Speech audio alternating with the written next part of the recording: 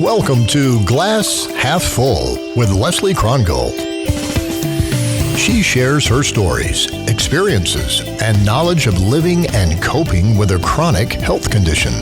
Learn about tools and resources and hear inspirational interviews that help you to live a life filled with quality and dignity. With 2 decades of support group leadership, Leslie's ready to help you make lemonade out of life's lemons. Are you ready? Welcome to this podcast. We've certainly had previous podcast episodes all about movement, be it dance or yoga or qigong, and how people's physical and emotional lives are enhanced by a particular movement practice. But this episode is different. Let me explain. A couple of months ago, I did a presentation about my journey with exercise and movement for the Virtual Abilities Expo.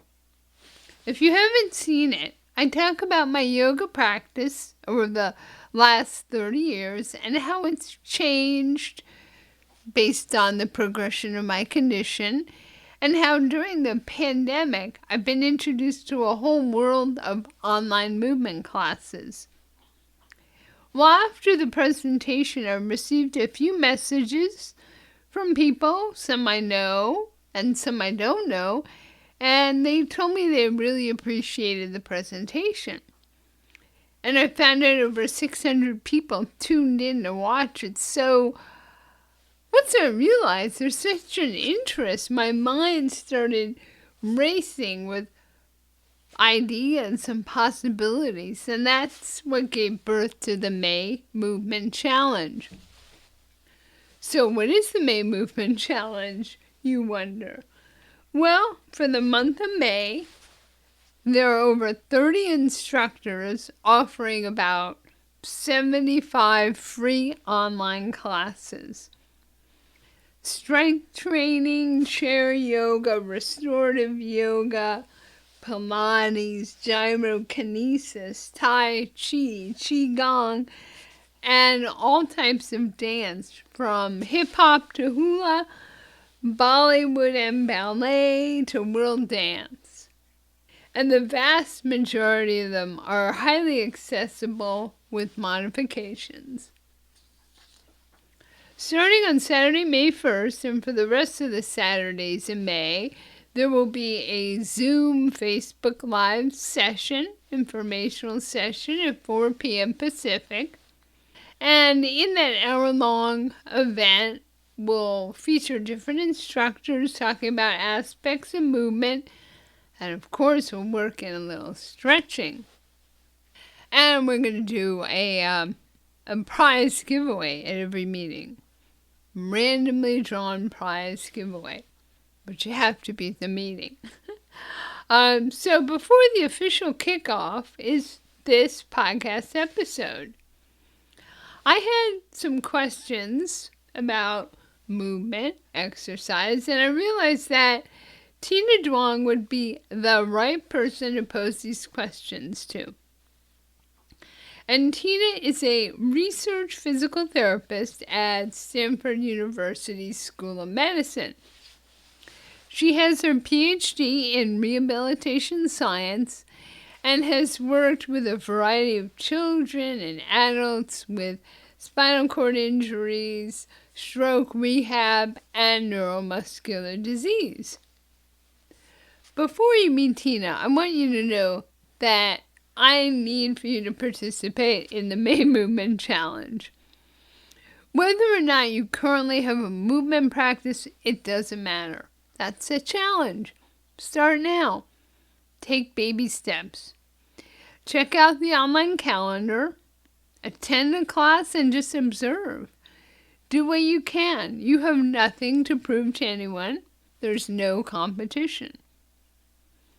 It's important for me to know that you'll take care of yourself, and that's why I wanted to have Tina address a few questions I have, which I suspect many of you may have some of the same questions. So in the conversation with Tina, we often just say PT, and that refers to physical therapist. A couple other abbreviations I've used are MDA, which is the Muscular Dystrophy Association, and MDF, which is the Myotonic Dystrophy Foundation. The main movement challenge is for everyone, not just people with muscular dystrophy, anyone with a body, anyone with a disability, anyone with a chronic illness, and anyone who is able-bodied. You got a body, so you're invited.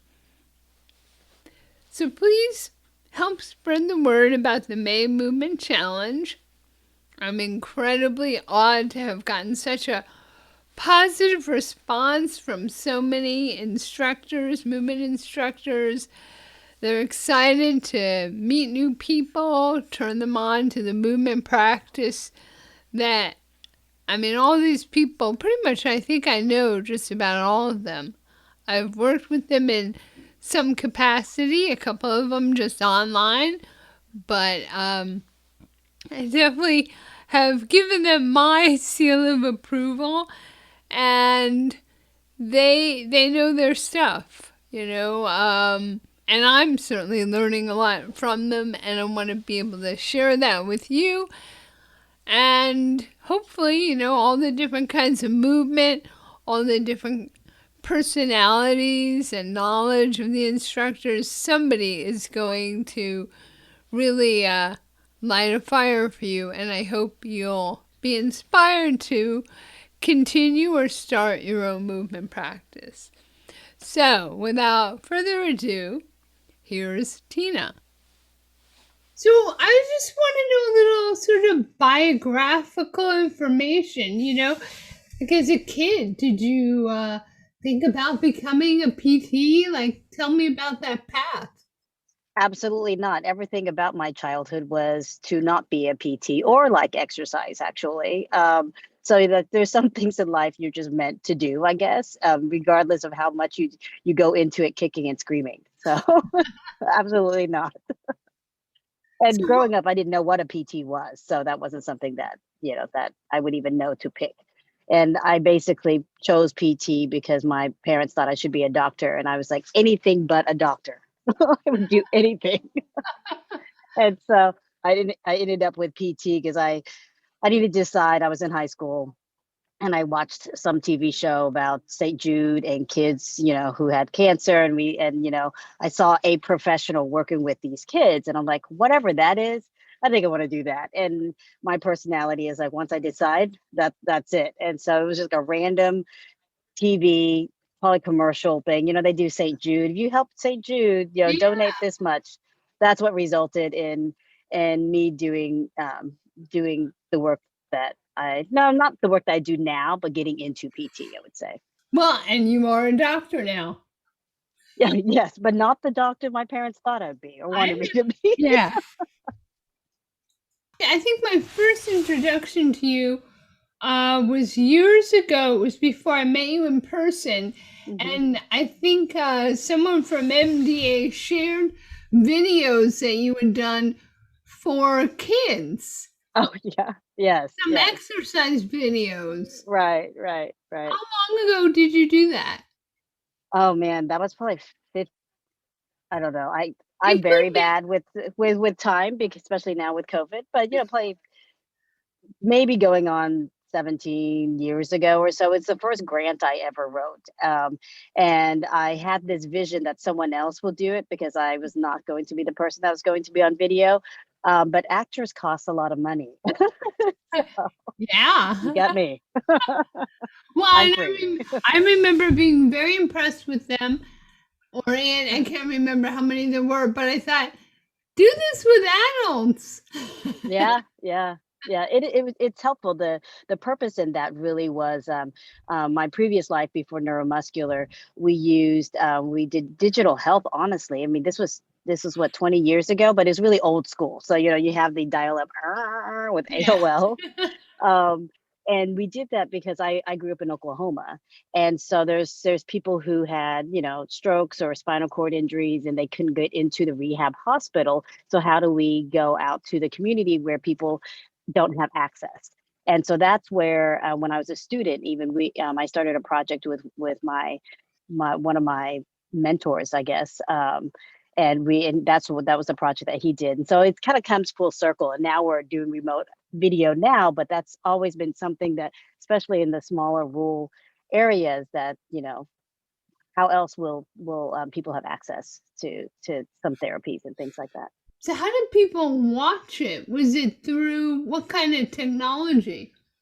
So it was two videos, and so we had a video of us, and then they had a video of them, and so there was that back and forth feed.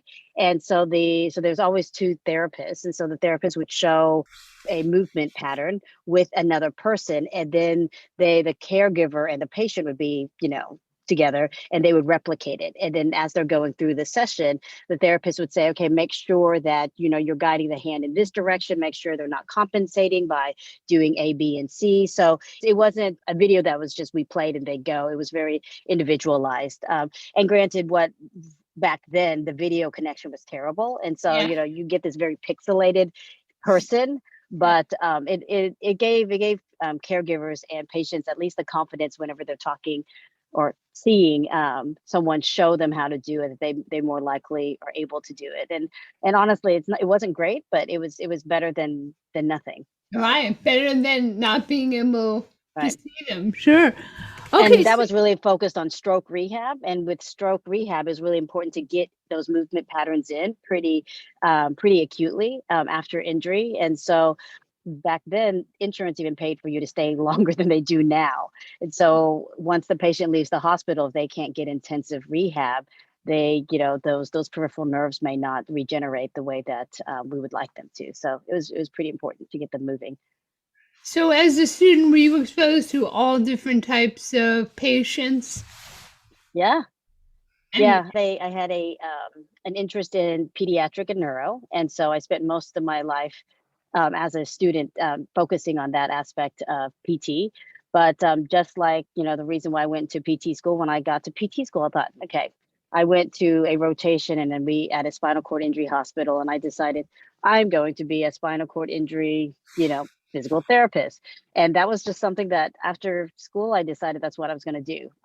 So I did a combination of spinal cord injury and pediatric outpatient and school. So I was a workaholic even right after leaving school. So I had that job as a spinal cord injury therapist on the weekends. I played in a mariachi band in the evenings on the weekends. And then my normal job during the week was being a pediatric therapist in the school system. So oh, wait, okay. Did you play guitar or sing? No, I played violin. Wow. Yeah. It was one of the first mariachi bands that were formed in Oklahoma. In Oklahoma? Yeah. Yeah. Oh my God. And your background is Vietnamese, right? Yes.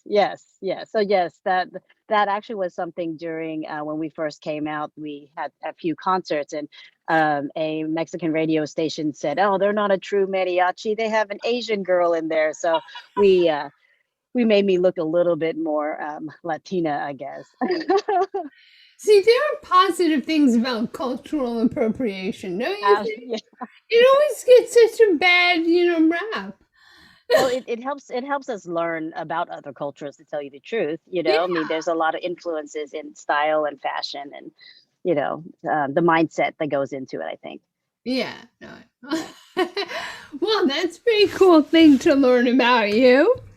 Okay. So now in your career, do you predominantly work with people, kids and adults with neuromuscular disease?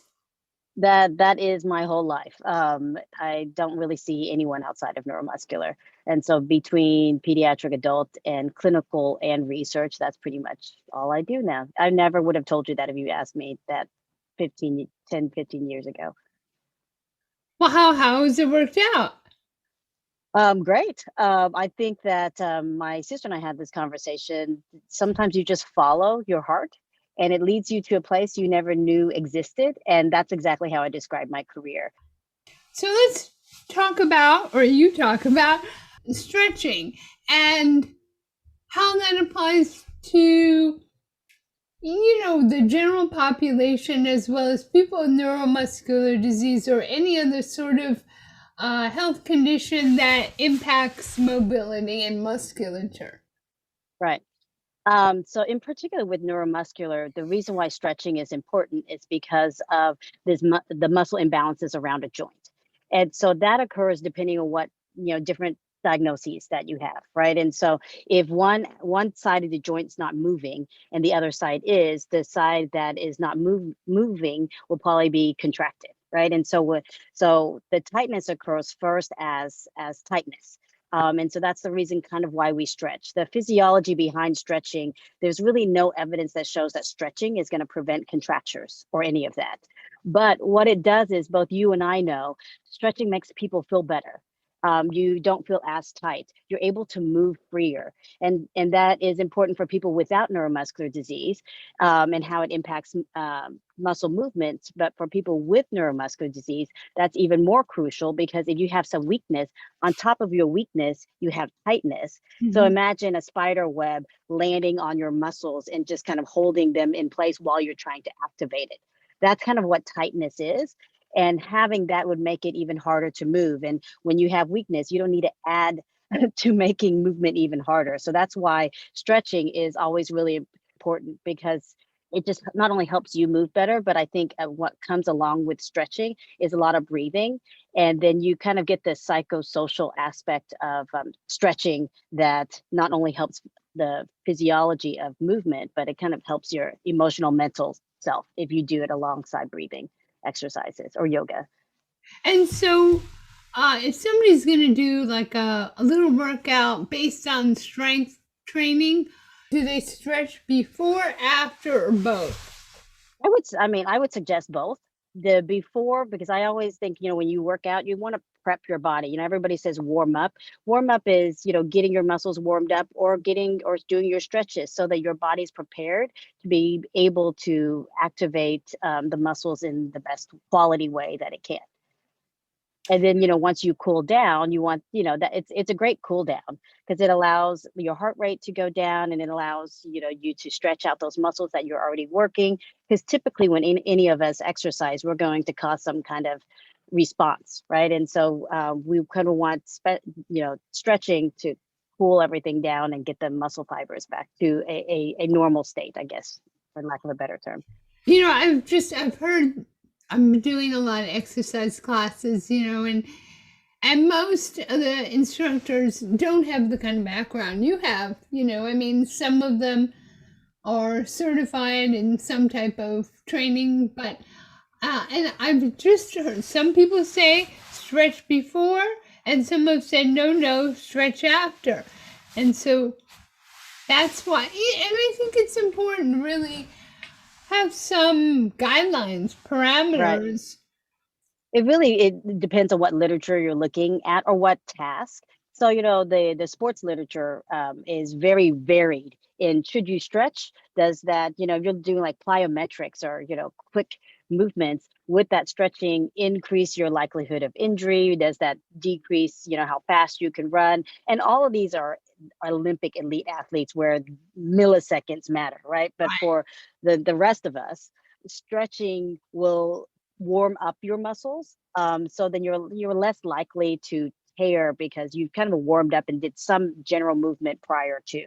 So I think for the most of us, for those of us who aren't Olympic athletes, I think, we have to make sure that when we're reading this literature that it's specific to whatever population that the specific study is studying. You talked about breathing. So I'd like to know, are there breathing exercises that you recommend that are just good alone without using, other muscles? Can you focus on stretching some internal muscles, especially the ones related to the respiratory system? Yeah, I think there's, when people practice diaphragmatic breathing, when you think about it, it's actually not, it doesn't come natural for most of us. And the ability to slow down your breathing. And so diaphragmatic breathing is one that I would say works on the respiratory muscles. And then on top of it, I think it's Kundalini yoga. Are you familiar? It is entirely focused on breathing. Yeah. And you do really strange, or what, for me, felt very strange kind of breathing techniques that works on the respiratory muscles, but kind of a lot of respiratory stacking that we describe clinically as stacking, but they do it with this breathing and rhythm that I think makes it a little bit funner than it being so prescriptive. And then lastly, I always work off of Mary Massery is a PT that I really like her concept, and all of her courses are, if you can't breathe, you can't function. And she talks about all the modes of breathing that relates to trunk stabilization. So for all of us, trunk stabilization is going to be important for us to be able to have a good breath to speak, for those of us who may have respiratory issues. And also we need a strong base to function from our arms and our legs. And so she talks about breathing from the pelvic floor. So you activate your pelvic floor, your abdominals and your back contracting together in order to have this, when you are relating this kind of like in yoga, they say it's like a string pulling you up nice and tall. It's like that, but then it comes all the way from your pelvis all the way out to your mouth. So that is the entire system in which you have to activate. And when you think about it, that's a lot of muscles to activate. And it's applicable to elite athletes, to people who are primarily using, a wheelchair for mobility, because we all need to have that good trunk stabilization. So that's kind of I do think it's very important. Is there any kind of advice you have for people on how to take care of themselves? I mean, I know a lot of things are always, check with your physician before you start an exercise program, because we are all unique. But where does personal responsibility, for lack of a better term, come into it in terms of knowing, what exertion is for me and how to come close but not over it? So, Right. I think that's a really good point, Leslie. I think, but there's a few things about exercise that's hard, and it's hard for anyone, regardless of having a neuromuscular condition or not. It's just starting. And I don't say that lightly. The most important part of exercise is consistency. Whether you do it 5 minutes, 3 times a week, and your goal is 5 minutes, 4 to 5 times a week. Frequency and consistency is better than the weekend warrior, because what happens when you're the weekend warrior, you're going to go really, really hard, and then you're going to be so sore you're not going to do anything for the next 5 days. And so I think that the small amount or small bits are important, and it has to have positive reinforcement. If you're working out so hard that you're paying for it the next day, you're psychologically, nobody, we're not that masochistic, at least most of us, that you're not going to keep wanting to do it. So you have to choose something you enjoy and enjoy doing it. And I also say that from experience, because I am quote unquote a runner, but I'm not. I am a short distance runner, meaning I tolerate 100 meters well. And so now for 15 years, I'm an aspiring long distance runner, because every time I run, I really don't push myself that hard, because I just want to like it. And I've been wanting to like it for 15 years, and I like it, but it doesn't, I'm not one of those natural, I can't wait to get up and run. And that's kind of how, you should approach exercise. And when we were talking about trunk stabilization and stretching, those things, they're not taxing to the cardiopulmonary system. And so those are safer exercises to start off and doing. Like even sitting at your desk and just choosing your coffee break to choose to sit up taller and breathe. That is considered exercise, and you should count it. What helps me is I like credit for everything I do. I have an app that I will give myself credit for if I walked a mile, if I walked half a mile, because at the end of the day, it's the reward. Everybody needs to feel rewarded, right? And so that's part of it. In regards to what you said, how much is too much? we usually say moderate intensity. That's a safe bet for most people with neuromuscular disease. And that means you're able to talk. They have used the talk test, and I'm sure that you heard what Katie and I talk about the talk test. If you can talk, that's a moderate intensity level. What we're doing at Stanford that I'm really appreciating is that we're trying to integrate fitness as part of our standards of care in clinic, and establishing a program for, regardless of your abilities, whether you can walk or you're in a wheelchair. We want to set up a method where you can do exercise testing. And so we want to refer our patients like we do if you need breathing tests, to get exercise testing, because that will allow us to look at how your body responds to exercise and help you determine a heart rate or a parameter for you to exercise safely in. And to your point, I think a lot of our patients are asking us for that. And it's nice to say, let's just do the talk test. But that seems too gray for most people. They want something a little bit more of like a range. And so we're trying to integrate that in both the pediatric and the adult clinic to be more fitness forward. And that's part of all standards of care. We mention it, but how are we putting action to ensuring that our patients feel comfortable implementing a real exercise program? And how do we help personalize it to them? That's what I'm waiting for. I mean, we have had, I've been part of this MDA, MDF for many 20 something years. Yeah. And there's so much talk about exercise and fitness, and not just from PTs. I can't remember the physician and neurologist who talked. I counted, it was about 20 times she said exercise in her talk that wasn't about exercise. Right. And I thought, when are we going to actually exercise together? Right. It's the how.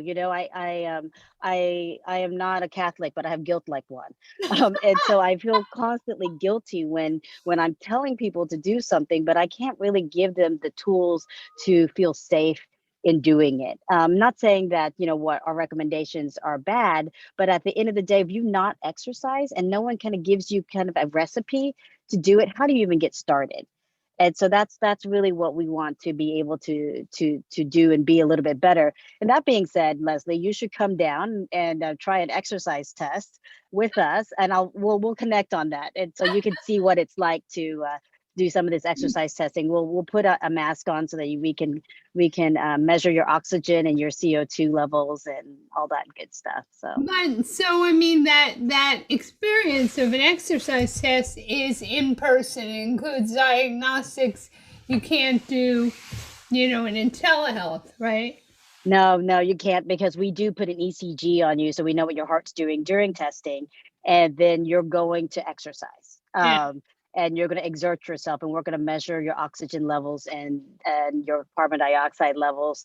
And it gives us an idea of your fitness level so that we can give you better recommendations and feel safe to start an exercise program, because we're monitoring both your cardiac and your pulmonary responses to exercise. So do you see a time where you can have all that built into a device, a wearable? It's funny because, the Apple Watch gives you your VO2. I was always curious about how they calculate that. I think it's hard to get an accurate one, because get a real VO2, you have to measure your oxygen, what you expire and what CO2 you expire and oxygen you take in, right? So I think there's some generic numbers, but I think having an exercise test, you can at least, with your watch, you have a heart rate range that you could stay in and monitor that a little bit closer, so that you could push yourself if you fully chose to, and you feel safe pushing yourself and not just staying at this sub-maximal level, right? And it's hard because exercise is not a pill. It's something that we all have to work at. It's not quick and it's not easy. I know a lot of people that would prefer taking a pill for it. But, for me, it's the whole social component that motivates me more, because I don't really do exercise alone. But when I'm with a class online, or in person, but. Right. Okay. No, I'm the same. What I really wish was that there was a way to train people to be more in touch with their body and their physiology so that they can self-monitor exercise, because I have good days and bad days, and Right. I know that certain kinds of exercise are too much for me on that day. Right. And I don't know how to convey that. It seems so very subjective, but I wasn't born with that ability. Right. Right. Yeah, do you have any comment on Yeah, that? I totally relate to you about that. And until you start exercising, and we're using exercise very generically, right? But until you start to be more aware of what you're demanding your body to do and what it can and can't do, you won't know, you won't be as in tune. Right. I mean, like I said, even the basic breathing, all of a sudden, when you're sitting there and you're being very conscious of what's tight and what's not tight, all of a sudden, when you're just sitting there breathing for 5 minutes, you're like, oh, I think I need to stretch out my right shoulder. It feels tighter than the left shoulder. It is true awareness. And like I said, I think it's doing it. Mhm. And so how do you convey it? I, People just have to start doing it. We have to make it easier.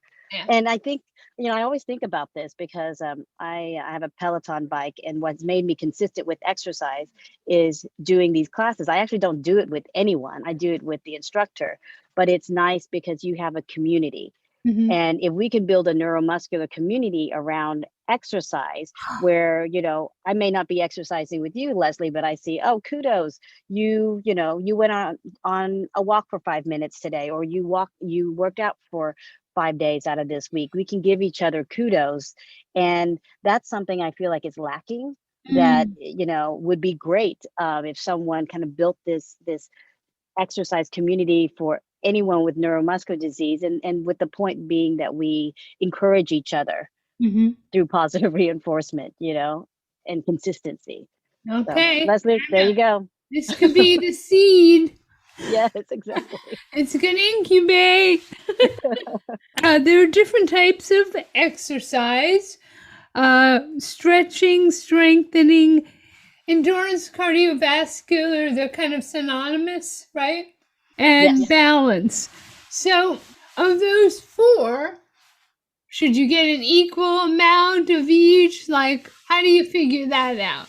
I think it depends on your goals. And it's like a balanced meal. I really don't think that you should do one without the other, but the ratio in it may be dependent on what your goals are, right? Or access. So there, all these strengthening and cardiovascular, they're terms of like repetitions, or how hard your muscles are working, or the way that it's working. Right. So strengthening, usually, low reps, higher weight, because trying to build strength or muscle, while cardiovascular is more of a submaximal activity. So you're not, the reps are higher and the weight's lower, but you can keep on going. And we mostly function at that level. Nobody really functions at, we don't need to do weightlifting activities every day in most of our jobs, right? I think stretching contributes to the quality in which we do all of those things. And then some of us with balance is going to be important, depending on if you're a walker, not a walker, and what kind of terrain. But I think balance is always important. I think I look at balance as a weight shifting activity. Mm-hmm. um we have to be, if you want to be a good dancer, you better be really good at balancing. You want to, there's all sorts of tasks that you do that balance just makes you better, because it's about weight shifting. And so I think at the end of the day, it is about your goals and what you should focus on, because we don't have a finite amount of time. And so, like I said, it boils down to positive reinforcement. And I am the first to admit, I tell you that this should be a balanced diet. I am not so good at stretching, because if you know my personality, I'm like, go, go, go, go. So for me to sit down and stretch, it's hard for me. So that's why I have to take something like yoga to get me to stretch. Yeah, You have to know your personality too. So yeah. So balance. What does balance mean for somebody who primarily uses an assistive device like a wheelchair? So that could be trunk balance. Like if if you're in a wheelchair and you're going down the street and you say, most streets are not perfectly paved. You run into a bump or you have to go off the side of a sidewalk or something and you get thrown off. Trunk balance is really important for you to be able to react to get yourself back to midline. And so the balance strategies are something that is taught whether you're sitting or you're in a wheelchair, you're not in a wheelchair, you're walking, you're standing, and it really makes a difference on your proprioceptive abilities, as well as the muscle imbalance that may be surrounding your ankles or your trunk, because we have different strategies to prevent us from falling, right? And so depending on what your strengths are, a PT or someone would recommend or teach different strategies, because at the end of the day, we don't want you to fall, whether it's like, falling out of your wheelchair or falling when you're walking down the street. And so those are the strategies that are beneficial from a balance perspective. Mhm. And there are therapists that, focus their entire career on balance and proprioception. So Mhm. Yeah. So can you explain FITT principles? yeah, so the FITT principles kind of came out of the American College of Sports Medicine, and it gives parameters on dosing for exercise. So I think that we really should approach exercise as like medicine. Mhm. And I know there has to be a sexier term than exercise is medicine, but we really need to look at it that way. So how do we dose medicine? And FIT is frequency, intensity, type, and time, right? And so it's how often you do it, how hard you're doing it. Like your question about how do you know how hard to push? And that could be the talk test. That could be based on your heart rate. It could be based on your perceived exertion. And then what type of exercise are you doing? Cardio? Are you doing strengthening? And then the time that you're doing it. And so that allows you to shape your dosing, and so we recommend a fit calendar. If you want to, more personalize what you're doing, if you have a fit calendar, you can fill out what you're doing and then give it to your PT or your personal trainer, and they have a better idea of where you're spending most of your time, Mm. and then build a more well-rounded program that fits your goals. And so what I started doing, rather than using the word exercise, I use movement. Yeah. And I mean, even for me personally, exercise, I hated physical education as a kid. I did not like physical activity until I was in probably after college and I was turned on to yoga. Even Yeah. though I danced at discos, but that was fun and joy. I didn't think of it as, exercise. So getting back to like the larger umbrella of movement, Mhm. how do everyday activities work into that equation? Because I Yeah, I agree with you with the term exercise. I actually hated exercising because my mom made me exercise in middle school. And I remember locking the door in my room, turning on music, and rebelling against exercising by just sitting there. This is how much I did not like exercise. I was the same as you. I didn't really care for exercise probably until college, when it wasn't forced on me. But I think terminology is really important, and if we have to scratch the word exercise, I think that's perfectly fine, because I agree with you. I really enjoy dancing, and anything that gets your heart rate up, it is exercise. Whether we call it exercise, dancing, and that's why Zumba is such a hit. There's wheelchair Zumba. Have you seen those? They're, no. they're they're terrific, and that is exercise. I'm actually, one of my hobby curiosities is adaptive sports, like, power soccer, adaptive skiing, water skiing, and mountain skiing, because there are, very few studies looking at this, but, I want to see if something like you're in a power wheelchair, you're playing soccer, that is exercise, right? Because a lot of what some of the studies are showing is that patients are getting their heart rates up. Anything that gets your heart rate up a little bit is exercise. And even like, what we talked about, trunk stabilization and stretching, that doesn't get your heart rate up, but you're working your muscles. That's still exercise. Like I said, give yourself credit whenever you can. Thanks so much, Tina, for getting us ready for the May Movement Challenge. If you're feeling motivated, go to the Glass Half Full website, check out the events calendar to see all of these amazing classes, and register for any of the Saturday Zoom information sessions. Every Saturday through May, register for all of them, one of them, whatever you want to do. Once you're registered, you'll receive additional information on how to access the classes. And I created a hashtag for this event, so if you're inclined to use social media hashtags, I encourage you to post photos during May using the hashtag May Movement Challenge 2021. So, I look forward to seeing you in class.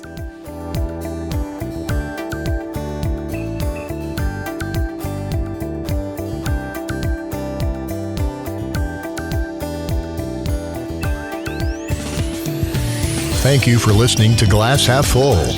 Leslie invites you to leave a rating and review on iTunes. This helps spread the word to others dealing with chronic health issues. For show notes, updates, and more, visit the website glasshalffull.online. Glasshalffull.online.